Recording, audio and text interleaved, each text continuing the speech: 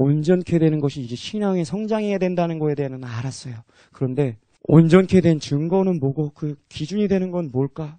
그거에 대해서 성령께서 주신 성경 구절이 있습니다. 성경 말씀에 여러분 고린도전서 13장 가시기 바랍니다. 고린도전서 13장 8절. 여러분 고린도전서 13장이 주제 전체적으로 뭐에 대한 장이죠? 사랑에 대해 처음부터 끝까지 사랑에 대해서 얘기합니다. 여러분 고린도전서 13장 보시기 전에 12장 31절을 보세요. 12장 마지막 부분. 성령의 은사들에 대해서 12장에 쭉 얘기하시다가 마지막 부분에 가서는 이렇게 얘기합니다. 그렇지만 그런 은사들 말고 너희는 더욱 큰 은사를 사모해라. 내가 또한 가장 좋은 길을 너희에게 보이리라. 그 가장 좋은 길이 뭐예요? 사도 바울 통해서 보여준 그 길은 13 바로 다음 장에 나오는 사랑입니다. 이것이 가장 좋은 길입니다. 가장 좋은 길 사랑. 여러분 고린도전서 13장 8절부터 그냥 제가 읽을 때 따라와 주시기 바랍니다. 사랑은 언제까지나 떨어지지 아니하되 예언도 패하고 방언도 그치고 지식도 패하리라. 우리는 부분적으로 알고 부분적으로 예언하니 온전한 것이 올 때에는 부분적으로 하던 것이 패하리라. 여러분 부분적으로 하던 것은 다 패한다고 합니다. 그렇지만 언제까지나 떨어지지 않고 패하지 않는 건 뭐라고요? 사랑이에요. 여기서 말하는 사랑은 언제까지나 떨어지지 아니하되 예언도 패하고 방언도 그치고 지식도 패하리라. 우리는 부분적으로 알고 부분적으로 예언하니 온전한 것이 올 때 그 온전한 것이 온다고 하는데 그 온전한 것이 뭐예요? 여러분의 인생에 사랑이 오는 것입니다. 믿으십니까? 사랑이 오는 거예요. 율법이 아니라 억지로 어떤 목적을 달성하기 위해서 남겨진 자가 되기 위해서 움직였던 것이 아니라 뭐에 의해서 움직이는 사람이 되는 거예요? 사랑이 목적 삼고 사랑이 나를 움직이고 사랑이 내가 동기가 돼가지고 움직이는 그 수준이 됐을 때 그 다음에 읽어드릴게요. 온전한 것 그 사랑이 올 때 부분적으로 하던 것이 패하리라. 여러분 11절 너무나 중요합니다. 내가 어렸을 때는 말하는 것이 어린아이와 같고 깨닫는 것이 어린아이와 같고 생각하는 것이 어린아이와 같다가 장성한 사람이 되어서는 어린아이의 일을 버렸노라. 그럼 이게 무슨 뜻이에요? 여러분 어린아이 꼬마 아이 어린아이를 데려다 놓고 무슨 생각을 하던 무슨 말을 하던 한계가 있어요 없어요? 무슨 말을 하던 어린아이의 말을 하게 되고요. 아무리 기특한 생각을 해도 어린아이가 생각할 수 있는 걸 하고 어떤 행동을 해도 어린아이가 할 수 있는 것 이상을 넘지 못합니다. 그런데 어린아이와 같다가 장성한 사람이 되어서는 어린아이의 일을 버렸노라. 이게 무슨 뜻인지 아세요? 방언도 지식도 부분적으로 하던 모든 것들이 패하지만 온전한 것이 오면은 부분적으로 하던 것이 패한다는 지금 이 본문의 말씀은 여러분 사랑이 오기 전에는 네가 무엇을 하던 무슨 말을 하던 무슨 행동을 하던 무슨 행동이에요? 어린아이의 일에 불과한 거예요. 이해되시나요? 근데 온전한 것이 오게 되면은 그러니까 지금까지는 어때요? 다 그냥 사랑으로 하지 않은 것들 많은 헌신, 많은 행실, 많은 노력 하나님 앞에 드린 막 봉사 이런 많은 것들 사랑으로 하지 않은 것들은 어린아이들이 하는 것에 지나지 않대요, 주님께는요. 근데 여러분, 온전한 것이 올 때에는, 그리고 이거 같은 말이 11절에 반복됩니다. 어린아이와 같다가 장성한 사람이 되어서는 어린아이의 일을, 어때요? 버리노라. 온전한 것. 이 사랑이 올 때, 우리가 사랑으로 동기 삼고, 우리가 사랑으로 목적 삼아서 사랑으로 동기부여 삼고, 우리 살 때, 그것이 장성한 자의 기준이 된 줄로 믿습니다. 어느 정도까지냐고요? 심지어 13장 11절도 보세요. 사람의 방언과 천사의 말을 한다 할지라도 네가 사랑이 동기가 되어서 사랑으로 하지 아니하면 어때요? 소리나는 구리와 울리는 꽹가리가 되고 믿으십니까? 아무리 내가 그럴듯하게 연주한 것 같고 헌신하고 하나님 앞에 사람의 방언을 아름답게 하고 천사의 방언 소리를 아름답게 해도 하나님 편의 모습 볼 때는 네가 사랑으로 하지 않았다면은 이 나의 소리가 어떻게 들리는 거예요? 하나님 편에는요? 구리와 꽹가리 소리밖에 안 들리는 거예요. 이해되시나요? 이게 지금 성경 13장이 그 말이에요, 지금. 또 어느 정도냐고요? 내가 예언하는 능력이 있어 모든 비밀과 모든 지식을 알고 또 산을 옮길 만한 모든 믿음이 있을지라도 사랑이 없으면 내가 아무것도 아니에요. 많은 사람들이요, 많은 마지막 때의 지식을 알기를 원합니다. 마지막 때 계시를 알기 원합니다. 그 때를 분별하기를 원합니다. 그렇지만 그 모든 지식을 알고 또한 마지막 때의 산을 옮길 만한 믿음까지 행하는 어떤 그런 믿음의 사람이 됐어요. 놀라운 거예요? 안 놀라운 거예요? 놀라운 거예요. 그 엄청난 지식과 그런 놀라운 그 믿음의 그 놀라운 사람들의 찬사를 받은 그런 신앙의 사람 같지만 그가 그 믿음을 쓴 동기가 그 지식을 추구한 동기가 주님을 위해서 혹은 영혼들을 살리기 위한 갈급한 마음으로 사랑을 따라서 구하라라고 했는데 사랑을 따라서 구한 게 아니라 자기의 의를 세우려고 노력하고 사람들에게 인정받기 위해서 하고 내 사역을 세우기 위해서 노력했다면 그 지식이나 그 믿음이 하나님 앞에서는 아무것도 아니라. 믿으십니까? 지식 많은 사람을 부러워하지 마세요. 믿음이 큰 사람을 부러워하지 마세요. 사심 없이 정말 순수하게 주님을 사랑하는 사람을 부러워하세요. 전 그런 사람이 부럽습니다. 마지막 때의 지식에 대해서 알고 있고 때를 분별하고 지금이 어느 때고 앞으로 어떤 것이 일어날 것이라고 다 아는 거 멋있죠? 놀랍죠? 대단한 것 같죠? 사랑으로 했다면 정말 더 이보다 좋을 수는 없겠죠. 그렇지만 그런 것을 기대하고 여러분 그런 사람이 되려고 하기보다 보다 더 중요한 것 사랑의 사람이 되기를 힘쓰십시오. 주님을 사랑하세요. 주님을 사랑한 자들에게는요 모든 걸 다 주십니다. 13장 3절에 내가 내게 있는 모든 것으로 구제하고 또 내 몸을 불사르게 내어줄지라도 사랑이 없으면 내게 아무 유익이 없으리라. 우리가 주님 앞에 드리는 헌신과 이런 어떤 심지어 순교하겠다는 각오조차도 휴거의 조건이 어떤 순교적인 마음을 가져야 되는데 그럼 지금부터 내 순교자의 열정을 가져야 되겠구나. 이건 주님 사랑을 따라 구한 거예요? 뭐예요? 아닙니다. 위대한 사람이 되려고 하지 마시고 위대한 하나님의 사랑에 더 감격하는 사람이 되시기 바랍니다. 우리가 살아가면 그가 먼저 우리를 사랑하게 했기 때문입니다. 여러분 어쨌든 어린아이 이제 버리시기 바랍니다. 어린아이를 버리세요.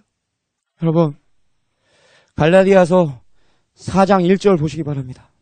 내가 또 말하노니 유업을 이을 자가 모든 것의 주인이나 어렸을 동안에는 종과 다름이 없어서 유업을 이을 자가 모든 것의 주인이나 아들이 유업을 잇습니다. 그러면 아버지의 것이 내 것이 네 것 아니냐? 탕자의 비유에서 나온 것처럼 우리가 하나님의 아들이라면 하나님의 유업을 우리는 잇게 될 줄로 믿습니다. 그렇지만 한 가지 문제가 있는 거예요. 유업을 이을 자가 모든 것의 주인은 맞다. 그렇지만 어렸을 동안에는 종과 다름이 없어서 그 아버지가 정한 때까지 후견인과 청직이 종 아래에 둔대요. 여러분 이해되시나요? 종은 유업을 받아요? 못 받아요? 못 받습니다. 여러분 아들이 되세요. 어렸을 동안에는 종과 다름없습니다. 아까 어린 것과 장성한 자의 그것이 무엇이 오고 안 오고의 결정적인 기준이 뭐가 있다고요? 사랑 온전한 것이 오게 될 때 어린아이의 일을 버린다는 거예요.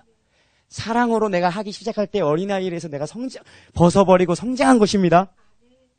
이 얘기예요.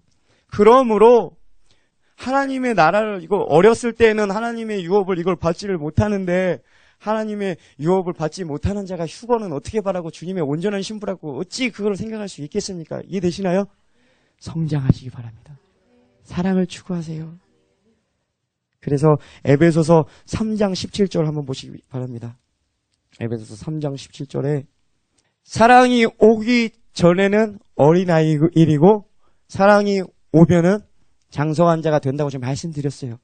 그리고 사랑이 온 다음에 사랑으로 행하기 시작할 때 하나님 보실 때 너가 성숙한 자가 됐다고 인정하시는 거예요. 그럴 때는 어때요? 아버지의 것을 유업을 받아요? 못 받아요? 받아요. 그러니까 우리가 충만한 하나님의 유업을 받으려면 어떻게 해야 된다고요?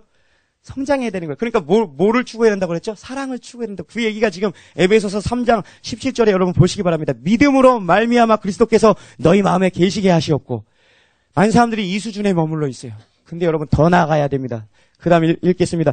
너희가 사랑 가운데서 뿌리가 박히고 터가 굳어져서 계속 박히고 굳어질 때까지 박으란 얘기야. 더 사랑 가운데 터가 박히고 터가 굳어져서 그 결과 어떻게 된다고요? 사랑을 추구하게 될 때 어떻게 돼요? 18절에 능히 모든 성도와 함께 지식에 넘치는 그리스도의 사랑을 알고 여러분 사랑을 원하고 사랑을 추구하고 사랑으로 행하는 자들이 그리스도의 사랑을 더 깨닫는 줄로 믿습니다. 그리스도의 사랑을 알고 19절에 그 너비와 길이와 높이와 길이가 어떠함을 깨달아 하나님의 모든 충만한 것으로 너희에게 충만하게 하시기를 구하노라. 여러분 하나님의 모든 충만하게 하시기를 기도한대요 사도 바울이. 근데 그건 아무에게나 주는 게 아니라 하나님의 충만한 모든 하나님의 천국의 좋은 것들은 누구에게 준다고요? 사랑을 깨달은 자들, 사랑으로 성장한 자들. 이해되시나요? 사랑으로 온 사람들이 장성한 자가 되고 이들이 아버지의 것을 유업으로 받을 것입니다. 에베소서 4장 13절. 예, 아까 한번 우리가 봤던 구절이지만 그 다음 문맥에 필요한 것이 있어서 우리가 보겠습니다. 우리가 다 하나님의 아들을 믿는 것과 아는 일에 하나가 되어 온전한 사람을 이루어 그리스도의 장성한 분량에 충만한 데까지 이르리니 이는 우리가 이제부터는 어린아이가 되지 아니하여 사람의 속임수와 간사한 유혹에 빠져 온갖 교훈의 풍조에 밀려 요동치 않게 하려 함이라. 오직 사랑 안에서 참된 것을 하며 범사에 그에게까지 자랄지니라. 그는 머리니 곧 그리스도라. 여기서 여러분 여기서도 말합니다. 곧 그리스도까지 그에게까지 자란대요. 근데 어떻게 무엇을 통해 자라요? 오직 사랑 안에서 참된 것을 행할 때 우리가 사랑 가운데 터가 굳어지고 사랑 안에서 살 때 사랑을 추구할 때 우리가 주님을 닮아가는 줄로 믿습니다. 요한 1서 4장 16절 보겠습니다. 왜 우리가 이렇게 하나님의 사랑이 우리 안에서 이 사랑을 이루어야 되는지, 왜 그래서 사랑을 통해서 우리가 왜 온전해져야 되는지, 여러분 우리가 왜 사랑을 통해서 온전해야 돼요? 그러니까 다시 말씀드릴게요. 온전함은 사랑이 올 때, 내가 사랑으로 행하기 시작할 때 여러분 우리가 신앙의 성숙이 일어나고 내가 진정으로 그리스도의 사랑을 알고 사랑을 따라서 우리가 살고 사랑으로 말하고 사랑으로 행하고 사랑으로 사모하고 사랑으로 움직이는 자가 됐을 때 나는 어떤 자가, 그 사람이 어떤 사람이에요? 그리스도의 장성한 분량에 이른 자, 온전한 자, 장성한 자가 된다고 제가 지금 말씀드렸어요. 근데 그러므로 우리 안에 사랑이 온전케 돼야 됩니다. 근데 요한일서 4장 16절에 보시면요. 이렇게 말씀하십니다. 하나님이 우리를 사랑하시는 사랑을 우리가 지금 알고 믿었습니다. 알고 믿었노니 하나님은 사랑이시라. 사랑 안에 거하라고 제가 계속 부탁드렸습니다. 성경이 말하기 때문에 사랑 안에 거하는 자는 하나님 안에 거하고 하나님도 그의 안에 거하시느니라. 여러분 우리가 사랑 안에 거하는 건요. 우리가 하나님 안에 거하는 거고 하나님도 우리 안에 비로소 거하신대요. 왜냐하면 하나님이 사랑이심이니라. 이거 모르고 신분한장 어떻게 해요? 사랑 없이 어떻게 해요? 여러분, 그러므로 그 하나님 안에 거하고 하나님도 그의 안에 거하시니라. 이로써 사랑이 우리에게 온전히 이루어진 것은 무엇 때문에요? 무엇을 위해서요? 심판날에 담대함을 가지게 하려 함이니. 마지막 때 심판날에 그리고 예수님께서 우리를 데리러 오실 때 우리가 수치와 부끄러움을 당하지 아니하고 담대하게 하나님 앞에 설 수 있는 것은 우리가 온전한 장성한 분량에 이르는 그런 온전한 자가 되었을 때인 줄로 믿습니다. 지금 그것은 무엇을 통해서 온전한 자가 된다고요? 사랑을 통해서. 지금 그 말이 지금 이 말이에요. 17절에 이로써 다시 한번 읽을게요. 사랑이 우리에게 온전히 이루어진 것은 우리로 심판날에 담대함을 가지게 하려 함이니 주께서 그러하신 바 같이 우리도 세상에서 그러하니라. 예수님께서 이 땅에 계실 때 그렇게 사셨대요. 예수님께서 이런 말씀하셨어요. 내가 아버지의 계명을 지킴으로 그의 사랑 안에 거하는 것처럼 너희도 내 계명을 지키면 내 사랑 안에 거하리라. 그럼 계속 말씀을 풀면요. 끝이 없어요. 사랑 안에 거하는 것도요. 그냥 사랑 한다고 해서 거해지는 게 아니에요. 네, 그래서 여러분 4장 18절에 보시면요. 사랑으로 온전히 우리 이룬 자들에 대해서 여지껏 봤습니다. 우리 사랑으로 완전히 이루었다고 여러분 한번 그렇게 가정해 봅시다. 그럼 19절 보십시오. 18절 보겠습니다. 사랑 안에 두려움이 없고 온전한 사랑이 두려움을 내어쫓나니. 여러분 우리가 사랑을 온전히 이뤘으면 그 안에 두려움이 있어요? 없어요? 없어요. 왜냐하면 온전한 사랑이 이미 두려움을 다 내어쫓았습니다. 두려움을 내어쫓나니 두려움에는 형벌이 있습니다. 두려워하는 자는 사랑 안에서 온전히 이루지 못하느니라. 여러분 우리는 두려움이 필요 있다는 얘기 없다는 얘기예요. 필요 없어요. 사랑으로 다 완성해요. 사랑이 율법의 완성입니다. 사랑으로 온전케 돼요. 근데 여러분 이 주님을 사랑으로 잡지 않고 주님을 사랑하지 않는 신부들은 심지어 두려움을 쫓아내는 게 아니라 두려움을 사요 안 사요? 일부러 자신을 두렵게 해서 자꾸 긴장감을 주고 일부러 더 두려움을 찾아다니면서 왠지 아세요? 그것이 나를 지금 내 신부단장하는 이것이 동인이 되고 이것이 동기부여가 되고 동기부여가 돼야 안 돼요 두려움이. 되죠. 두려움을 찾는 거예요. 그렇지 위험하지 지금 위험해 지금 큰일 났어 전쟁이야 조심해 큰일 났어 정신 차려 이러면서 자꾸 자신을 깨우는 거예요. 그게 그 자체가 다 나쁘다는 게 아니라 사랑이 빠진 상태에서의 그런 두려움으로 동기부여 삼는 것이 잘못됐다는 얘기예요. 그렇지만 완전한 사랑을 이루잖아요. 그럼 예수님처럼 풍랑이 왔는데 거기서 잠잘 수 있어요. 마지막 때에 사람들이 다 두려워할 때 주무세요. 믿음의 증거로 너 어떻게 담대하냐 그렇게? 그때 한 말씀 하시기 바랍니다. 온전한 사랑이 두려움을 다 내어쫓았지. 그러니까 두려움에는 형벌이 있습니다. 그러니까 형벌이 무서워서 두려우니까 하게 되는 거예요, 부득불. 그렇지만 두려워하는 자들은 사랑을 이뤘대요, 못 이뤘대요? 18절 하반절에 두려워하는 자는 사랑 안에서 온전히 이루지 못하였느니라. 이 말은 무슨 뜻이에요? 두려움으로 동기 삼아서 마지막 때를 준비하는 자들은 온전한 사람이 될 수 있어요, 없어요? 될 수가 없는 거예요. 주님은 자발적인 사랑을 원하십니다.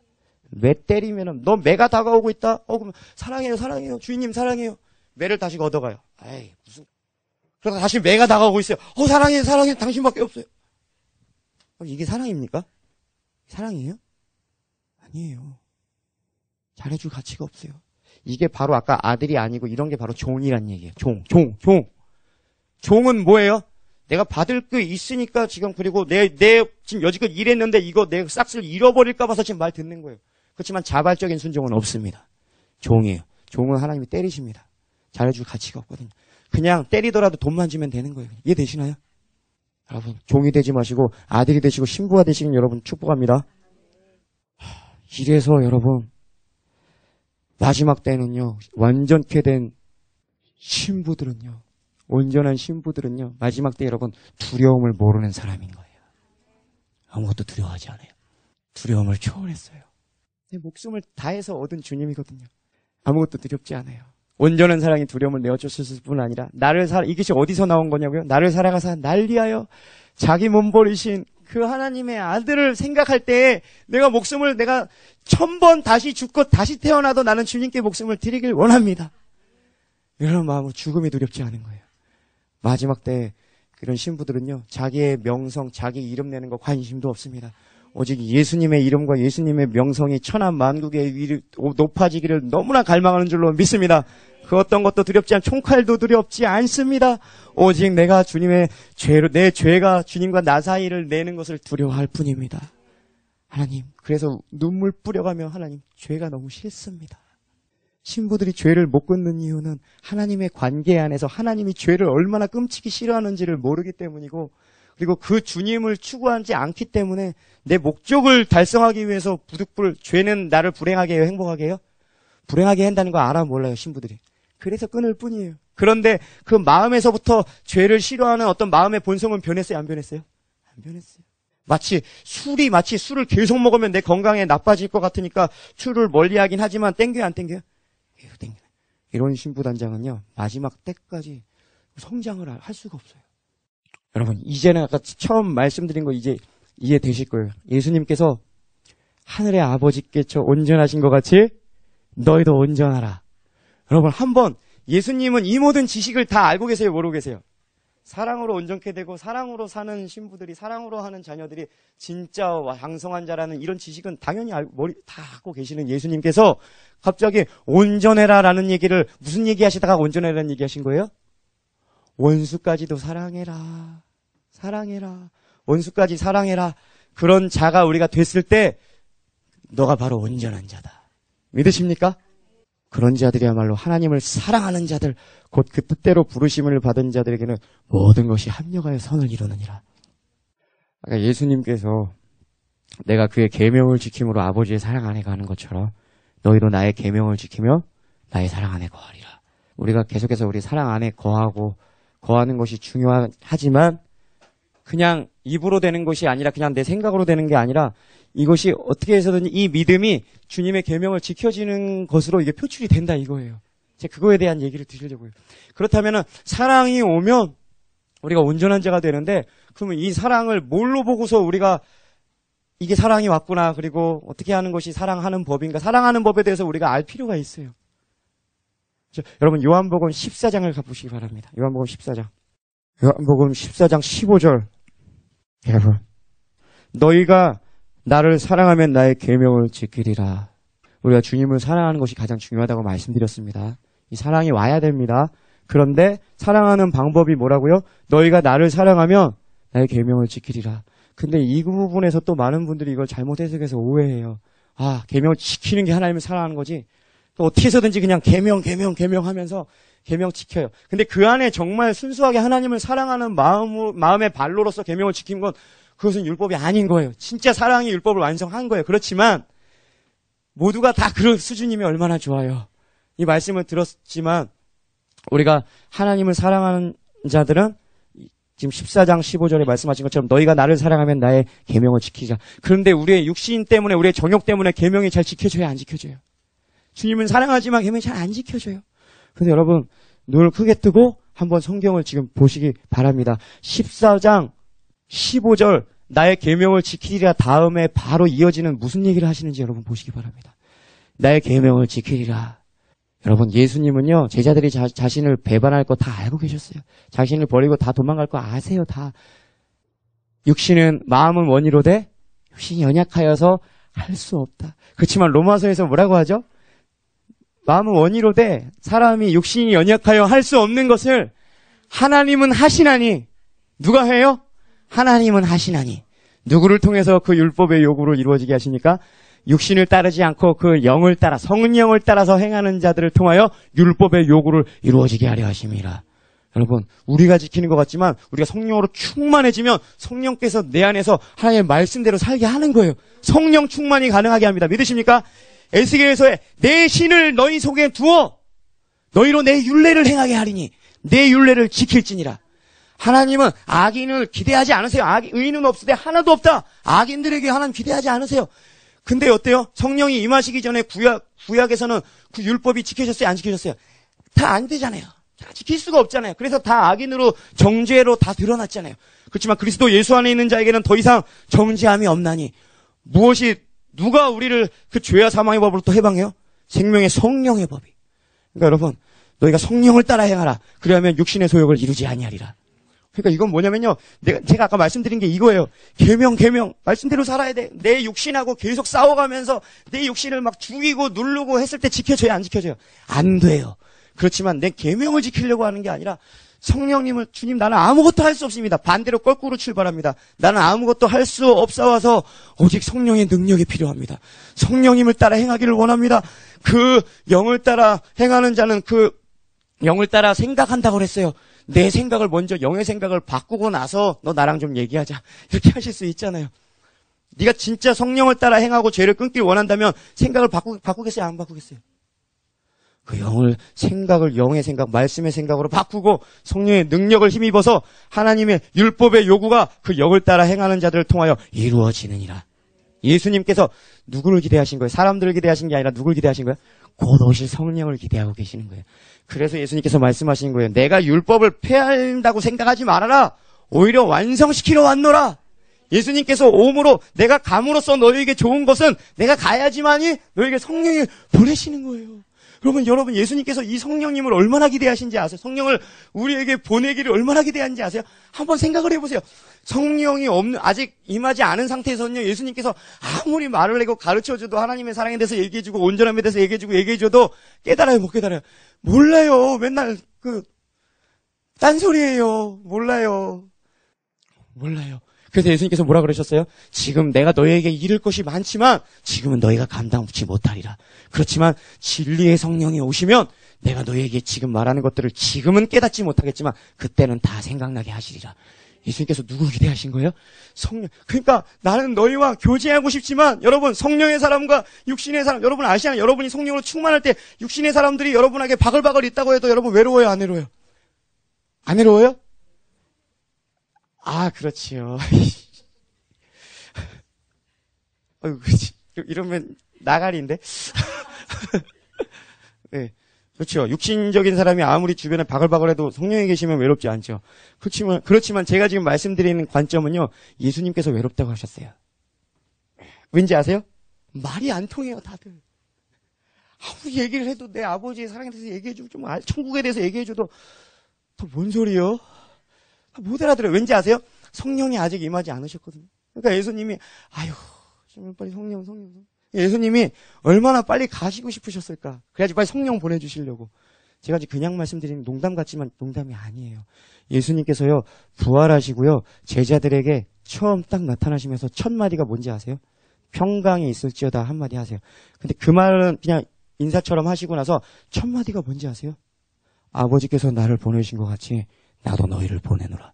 성령을 받아라.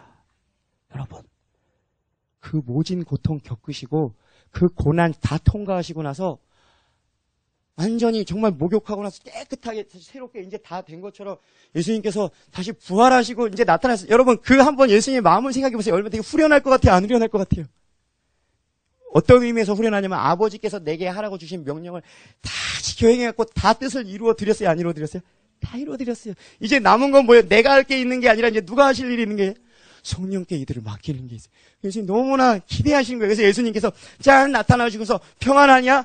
아버지께서 나 보내신 것처럼 이제 니들도 가야 돼.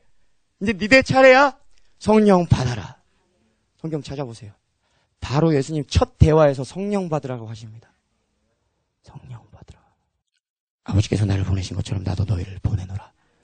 이 말은 뒤에 지상 대명령으로 이어집니다. 어디로 보내시는 거예요? 사마리아 땅까지 이루어 내 증인이 되는데 보내는 거예요. 내 증인이 되어달라고 부탁하시는 거예요. 내가 널 위해서 죽어줬잖아. 너 나 사랑하지? 내가 부탁할게. 내 영혼들을 맡아줘. 내 증인이 되어줘. 이들은 어때요? 주님 사랑하는 로 지금 똘똘 뭉쳐있어요. 땅까지도 증인이 되겠습니다. 그런데 어떻게 해요? 이들은 능력이 있어요? 없어요? 없어요. 그래서 아버지께서 나를 보내신 것처럼 나도 너를 보내노라 하신 다음에 바로 성령 받으라 하신 거예요. 그런 배경이 있는 상태에서 여러분, 아까 다시 한번 요한복음 14장 15절, 16절 다시 한번 보세요. 그럼 더 이해가 되실 것입니다. 너희가 나를 사랑하면 나의 계명을 지키리라. 그 다음에 예수님은 성령님을 떠올리신 거예요. 이들은 지금 계명 지키지 못하지만 성령님이 오시면 가능하다. 내가 아버지께 구하겠으니 그가 또 다른 보혜사를 너희에게 주사 영원토록 너희와 함께 있게 하리니 그는 진리의 영이라 세상은 능히 그를 받지 못하리니 이는 그를 보지도 못하고 알지도 못함이라. 그러나 너희는 그를 아나니 그는 너희와 함께 거하시며 또 너희 속에 계시겠습니다. 내가 너희를 고아와 같이 버려두지 아니하고 너에게로 오리라. 여러분 다시 여기서부터 다시 한번 보세요. 19절 18절부터요. 내가 너희를 고아와 같이 버려두지 아니하고 너에게로 오리라. 다시 부활하셔서 다시 오신다는 것도 되고요. 그리고 또 성령으로 또 오시는 것도 볼 수 있습니다.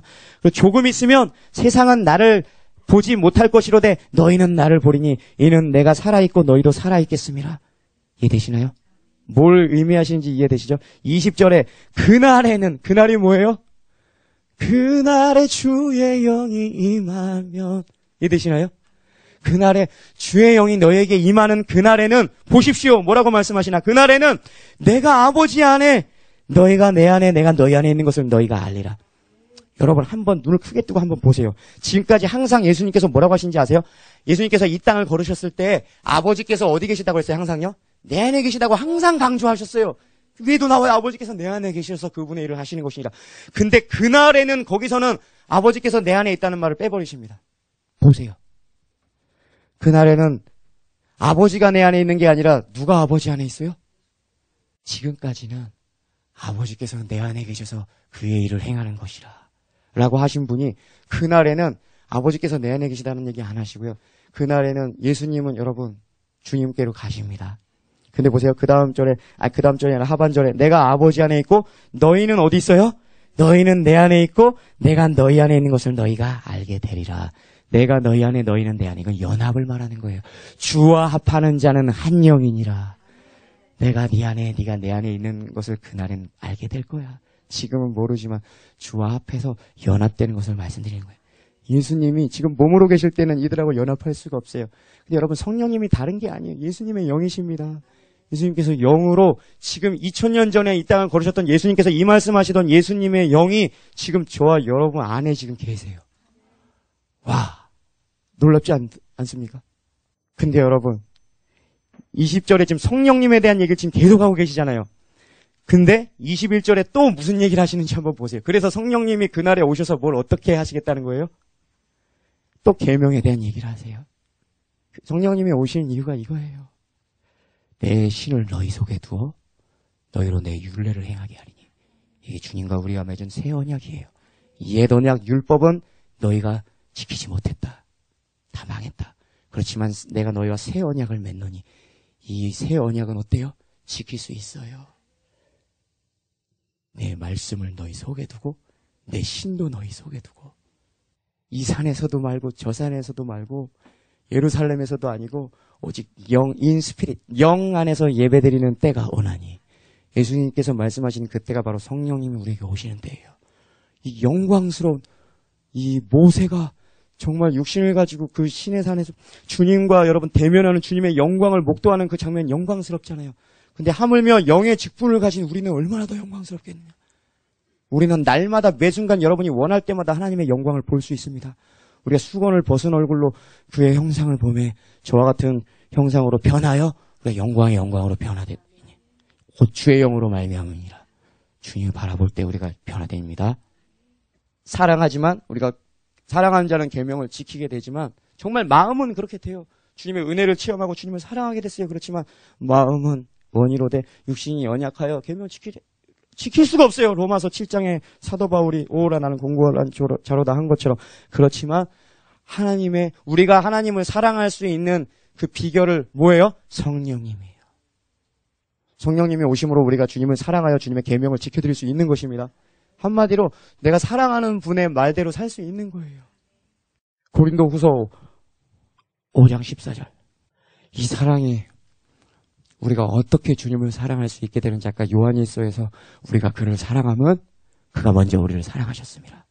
여러분, 우리가 하나님의 사랑을 알고 믿었노니 우리가 하나님의 사랑을 믿고 알고 믿기 때문에 그 사랑을 깨달은 만큼 우리가 주님을 사랑할 수 있게 되는 것입니다. 여러분, 주님을 더 사랑하길 원하시나요? 그러면 어떻게 하면 되냐면 어떤 다른 노력보다도 하나님이 나를 얼마나 사랑하시는지를 여러분 보시기 바랍니다. 하나님이 나를 얼마나 사랑하시는지 그 사랑에 좀 감격을 해달라고, 그 사랑을 느끼게 해달라고, 여러분 주님의 사랑을 보게 해달라고 하십시오. 여러분 주님을 위해서 목숨을 바쳐서 주님을 사랑하길 원하십니까? 그럼 더 큰 사랑이 필요하시죠? 그럼 여러분을 위해서 목숨 바쳐서 여러분을 사랑하신 그 주님을 생각하세요. 주님을 깨달으시기 바랍니다. 그러면은 그 사랑이 여러분을 강권하게 될 줄로 믿습니다. 여러분 고린도후서 5장 14절에 말씀하십니다. 사도 바울이 이렇게 말하는 거예요. 그리스도의 사랑이 우리를 강권하시는도다. 그리스도의 사랑이 우리를 강권하시는도다. 15절에 그가 모든 사람을 대신하여 죽으심은 살아있는 자들로 하여금 다시는 그들 자신을 위하여 살지 않고 오직 그들을 대신하여 죽었다가 다시 살아나신 이유 위하여 살게 하려 하심이라. 여러분, 예수님께서 십자가에 못 박혀 죽으신 이유는 단지 대소, 죄사함뿐만이 아니라 우리의 헌신을 끌어내기 위함이래요. 우리의 사랑의 동기, 우리가 주님을 사랑하기 위해, 우리가 주님을 위하여 살게 하는 그 마음을 끌어내기 위한 목적도 있다고 지금 말씀하시는 거예요. 이해되시나요? 보시기 바랍니다. 그가 모든 사람을 대신하여 죽으신 이유는 살아있는 자들로 하여금 다시는 자기 자신을 위하여 살지 않고 오직 그들을 대신하여 죽었다가 다시 살아나신 이유 위하여 살게 하려 하심이라. 여러분, 우리가 주님을 위해서 산다고 하는 것은 이 열정이 어디서 나오고 무슨 동기가 돼야 되고 이제 이해되시나요? 마지막 때 긴박감이 내가 주님을 위해서 살게, 이거 온전한 게 아니라니까요. 성경에 말합니다. 그분이 나를 위해서 죽어주신 이유는 당신을 위해서 예수님이 죽어주신 이유는 다시는 당신 자신, 그 사랑을 당신이 깨닫고 당신을 위해서 죽어주신 그 예수님의 사랑을 당신이 받음으로 말미암아 다시는 당신 자신을 위해 살지 않고 누굴 위해 산다고요? 주님께 자발적으로 당신이 헌신을 끌어내기 위해서 하나님이 당신을 위해서 죽으신 거예요. 그럼 여러분, 진정한 헌신은 아까 아무리 몸을 불사르게 내어준다고 할지라도 뭐가 없으면, 사랑이 없으면 소용없다고 그랬어요. 그래서 똑같은 얘기를 하고 있는 거예요. 사랑이 없으면 소용없대요. 온갖 다른 동기 다 가지고 마지막 때 열심히 온전한 신부 되겠다고 열심히 하는 것도 여러분 불완전합니다. 왜냐하면 우리는 신부 안에 있는 그리스도 안에, 우리 안에 계신 그리스도께 우리는 주목해야 되고 우리 안에 계시는 그리스도께 초점을 둬야 되는데, 오늘날 많은 사람들이 미혹에 빠진 게 뭐냐면, 더 관심 있는 건 뭐냐면 우리 안에 있는 그리스도가 아니라 그리스도 안에 있는 우리 신부 준비 단장 하는 거에 관심이 더 많은 거예요. 이해되시나요? 주의 보시기 바랍니다. 사랑이 없으면 다 헛것이래요. 여러분, 여기서 좀 충격을 받으셔야 돼요. 여러분, 지금 기도 3시간씩 하신다고요? 4시간씩 하신다고요? 5시간씩 하신다고요? 왜 하십니까? 왜 하십니까? 다른 목적을 가지고 여러분 기도하시다면, 여러분이 동기를 바꿔서 사랑으로 동기로 들어가면요, 5시간씩, 지금 어떤 목적인지는 모르겠지만 5시간씩 기도하던 분들이 2시간밖에 기도 못할 수도 있어요. 무슨 말인지 이해되세요?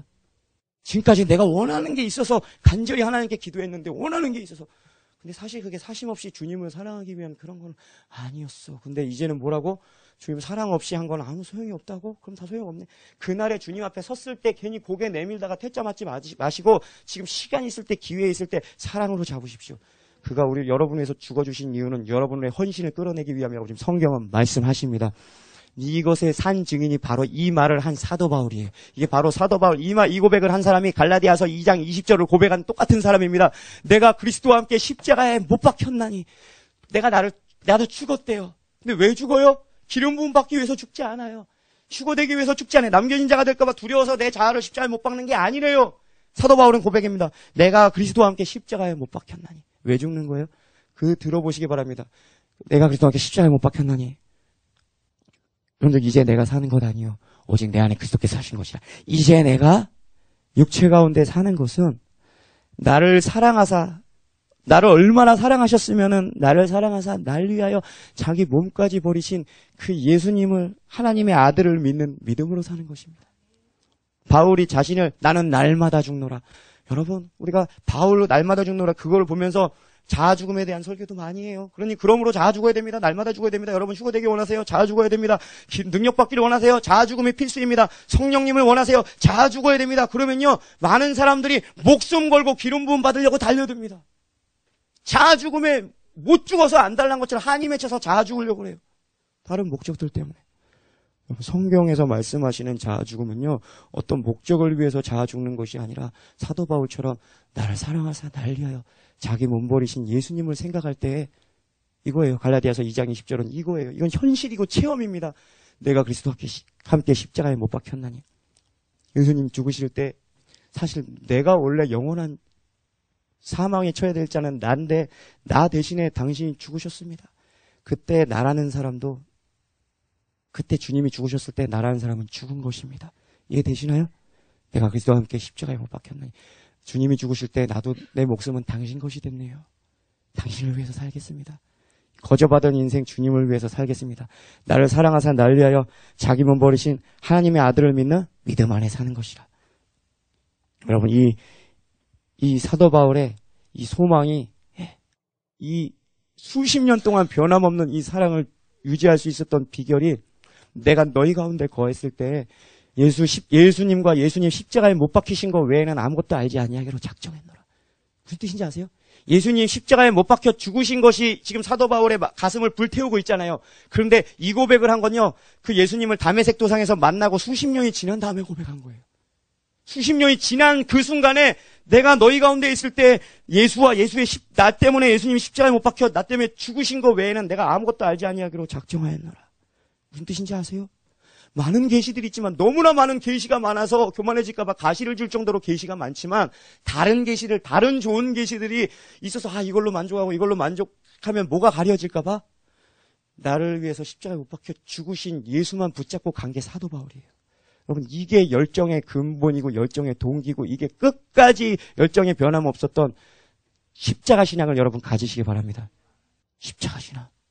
삶이 어려워서 여러분이 힘들어서 주님 잡으면 여러분 삶이 풀어지는 순간 주님 놓치겠지만 어떤 다른 보상을 기대하고 주님을 추구하면 그 어떤 응답이 이루어지는 순간 느슨해지겠지만 그토록 추구하던 계시요, 그토록 추구하던 지식이요, 그토록 추구하던 잘하는 거요, 잘하는 것들 여러분 다 필요 없어요. 주님만 아시는 여러분 되시길 축복합니다. 이게 사랑이 강건하시는도다. 이게 지금 마지막 말씀이에요. 5장 14절. 이게 그리스도의 사랑이 우리를 강건하시는도다 해서요. 이 강건하다는 뜻은요. 헬라어로 쉬네코라는 뜻인데요. 무슨 뜻이냐면요. 강건하다는 가까이에서 내게 아주 강력한 영향력을 미친다는 뜻이에요. 이해되시나요? 사랑이 나를 강건하시는도다. 아주 가까이에서 이 사랑이 나한테 힘이 돼가지고 이 주님이 나를 위해서 희생하신 그 사랑이 내게 강력하게 영향을 미친다고 지금 말하는 거예요. 그러니까 바울에게 있어서는 수십 년이 지나도 십자가에 대한 그 사랑이 우리는 보세요. 첫사랑 때 주님을 만났어도 여러분 3개월 지나면 어때요? 흐릿흐릿해져요. 근데 여러분 바울은요. 이 고백을 언제 했는지 제가 찾아봤어요. 연대를 찾아봤어요. 여러분 다메섹 도상에서 바울이요. 주님을 만났잖아요. 그때 하나님의 사랑이 그들을 강타했어요. 그때 이후로 바울의 마음을 움직이는 것은 오직 하나님의 사랑 외에는 아무것도 없었다는 걸 아시잖아요. 근데 여러분 그 다메섹 도상이 언제냐면요. 주후 33년경 때 만났어요. 다메섹 도상에서. 근데 사랑이 나를 강권하시는도다. 강력하게 내 마음을 잡아 끄시는도다. 이 사랑이. 이것은 언제 고백했냐면요. 다메섹 도상에서는 주 33년에 주님을 만났고 55년에서 56년도에 사랑이 너를 강권하신도다 고백한 거예요. 몇 년 정도가 지난 거예요? 20년이 지났는데도요. 여전히 사도 바울의 마음에 사로잡고 있는 것은 뭐예요? 나를 위해서 죽어주신 주 예수님이에요. 여러분 지금이라도 늦지 않았어요. 십자가 첫사랑 십자가 주님 나를 위해서 나를 얼마나 사랑하시는지 그 뜨겁게 눈물을 흘리면서 기도했던 그 행복했던 그때처럼 하나님 회복시켜 주시옵소서. 이것을 회복했다고 해서 된 게 아니라 사도 바울처럼 마지막 죽는 순간까지.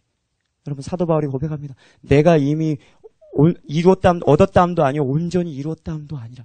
이것도 거의 말년에 가까이 가서도 그렇게 고백한 거예요. 그때까지도 사도 바울이 이뤘대요 안 이뤘대요? 아직 이뤘대요. 계속해서 주님의 사랑에 붙잡힌 바 된 주님의 완전하신 주님을 찾아서 달려가고 있다고 말합니다. 이 표준 세번역 성경에서 보니까 사랑이 나를 강권하신도다. 강권하신도를 뭐라고 표현하면 그 사랑이 우리를 휘어잡습니다라고 표현되어 있어요.